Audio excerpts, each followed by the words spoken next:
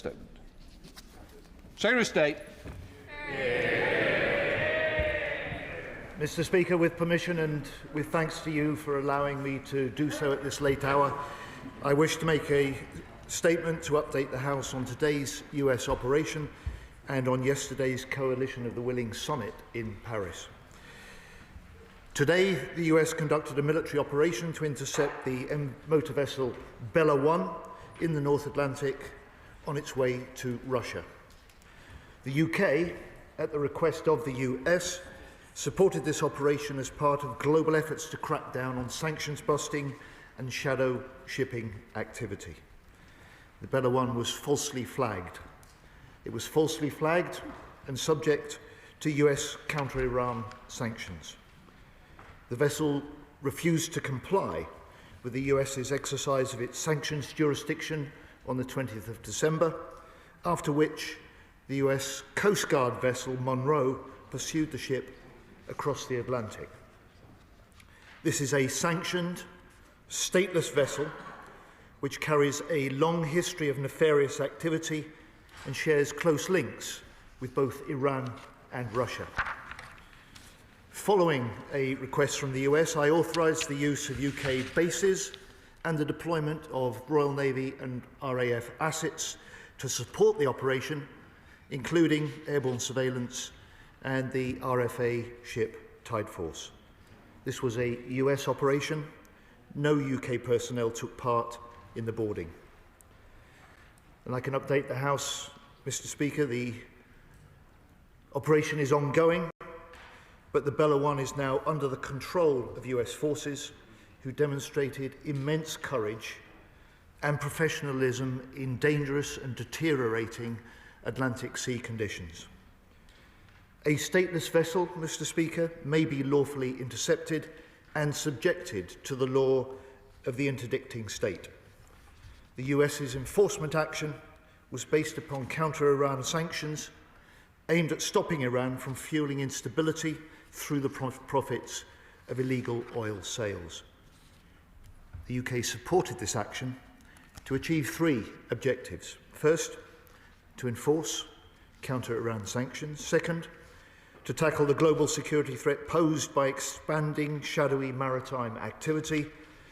And third, to reinforce British homeland defence and security in this era of rising threats. Mr. Speaker, let me expand. First, in 2024, this vessel was sanctioned by the US and subjected to a seizure warrant for illegally transporting Iranian oil. It reflagged 5 times in the last 5 years and was falsely flying the Guyana ensign when it was intercepted by the US. Over a 4-year period, reports suggest that this vessel moved some 7.3 million barrels of Iranian crude oil, the proceeds of which are used to finance terrorism, threat, and instability across the world. And the Iranian regime continues to export violence across the region through its proxies and its partners, including Hamas, Hezbollah, the Houthis, and Iraqi militias. It maintains support for Russia by supplying Putin with weapons for his brutal invasion of Ukraine, including the Shahid mass drones and missiles which target and kill Ukrainian civilians.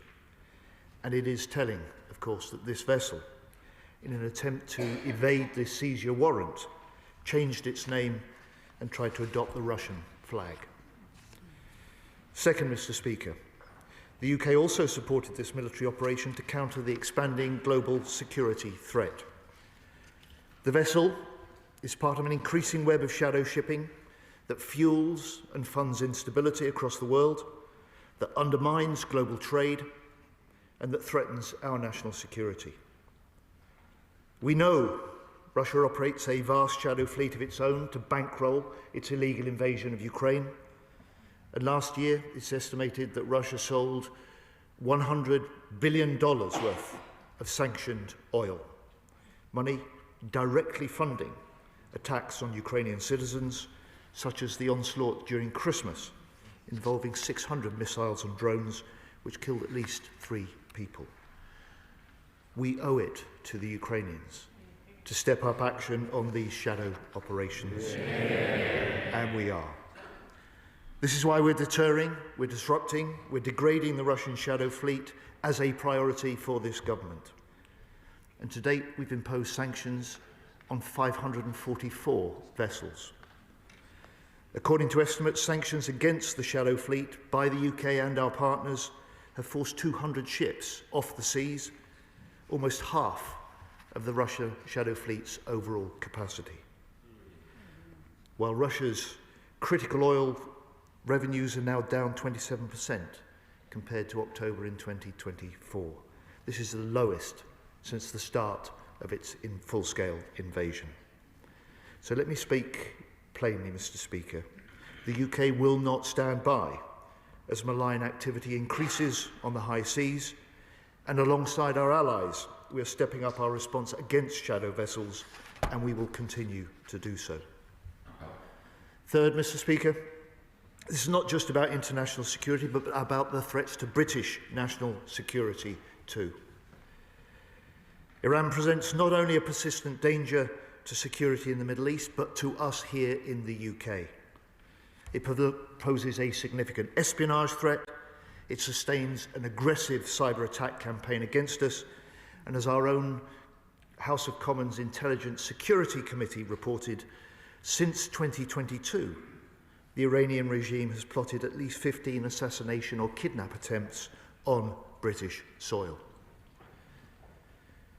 Meanwhile, more widely across Europe, we're seeing a pattern of flagrant maritime activity coordinated by Russia. So I applaud and welcome the fact that the Finnish authorities seized a Russian shadow vessel suspected of damaging a communications cable under the Gulf of Finland last week. And we've exposed the Russian spy ship Yantar operating in our waters, surveying our undersea cables. And of course, by assisting our US allies in taking this ship off the seas, we are protecting the British people and our nation. So this is a stark reminder that our world is changing, it is less predictable and more dangerous. And this operation and the Shadow Fleet show the global links between the security threats faced by the UK and its allies. And the Shadow Fleet itself is vital to Putin's ongoing illegal invasion and war in Ukraine, which brings me on to the second topic in this single statement. Because next month, we enter the 5th year of Putin's full-scale invasion of Ukraine. Yet the Ukrainian people still fight with huge courage and defiance, the military and civilian alike. And I'm proud to say that this House remains united for Ukraine, that Britain remains united for Ukraine. We know that if Putin prevails, he won't stop at Ukraine. And we know that a secure Europe depends on a strong, sovereign Ukraine. And I'm also proud of the UK's leadership on Ukraine. It started under the last government and stepped up under this government. So now we, the UK, lead the 50-nation-strong Ukraine Defence Contact Group alongside Germany and secured £50 billion worth in military aid pledges last year. And we, with France, lead the Coalition of the Willing, undertaking detailed military planning to help secure peace for the long term when a deal is agreed. And I say to this House, let's make 2026 the year that peace is not only possible, but the year that peace is achieved. And this government is leading that push for peace. This government is building the New Deal for European security. And that's why in Paris yesterday, Mr. Speaker, at what was the largest yet meeting of the Coalition of the Willing, with 39 nations, my right honourable friend, the Prime Minister, alongside President Macron and President Zelensky, signed a declaration of intent. And as the Prime Minister said, the purpose of the Coalition of the Willing is to help deliver a peace that can last and to work with the US to guarantee Ukraine's security for the long term. This work is now more advanced than ever, he said. And yesterday's declaration advances that work significantly. It confirms that the UK and France will take a leading role, first in using military, economic and diplomatic instruments to ensure the conclusion of a peace agreement, second in supporting the development of Ukraine's defence capabilities, and third in commanding a multinational force for Ukraine, which plans to deploy to Ukraine after a ceasefire has been agreed. Mr. Speaker, the MFU plans to deploy units from nations in the Coalition of the Willing to carry out defence and deterrence operations in the air, on the land and at sea, to conduct training, planning, recovery and regeneration of Ukrainian forces. The UK and France will also create military hubs to support this work across the country and to build protected facilities within Ukraine for weapons and equipment. Mr. Speaker, as the Prime Minister said today, if there were a decision to deploy under this agreement that was signed yesterday, that matter will be brought to the House for debate beforehand and for a vote on that deployment. So yesterday, at this largest meeting of the Coalition of the Willing, we agreed further significant steps, including the signing of a joint declaration. We will also participate in US-led monitoring and verification of any ceasefire. We will support the long-term provision of armaments for Ukraine's defence, and we will continue to work with the US towards security guarantees to deter any further Russian aggression and to support Ukraine in the case of a future armed attack by Russia.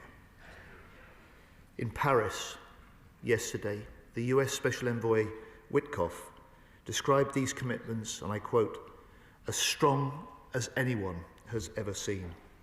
And I will travel very soon to Kyiv to continue these discussions with the Ukrainian political and military leaders. A secure Europe needs a strong Ukraine, but we can only get a peace deal if Putin is ready to make compromises. Over the Christmas period, he showed he is still not ready for peace. Hundreds of drones and missiles fired into Ukraine, Russian attacks continuing on the front line. So in 2026, we will continue with other nations to step up our military support still further. Our mission, both to support the fight today, as well as secure the peace tomorrow. And I say to the House in conclusion, our government will always act in the interests of national security. We're committed to countering the threats posed by our adversaries. We're committed to standing by our closest allies, and we are committed to keeping Britain secure at home and strong abroad. Yeah.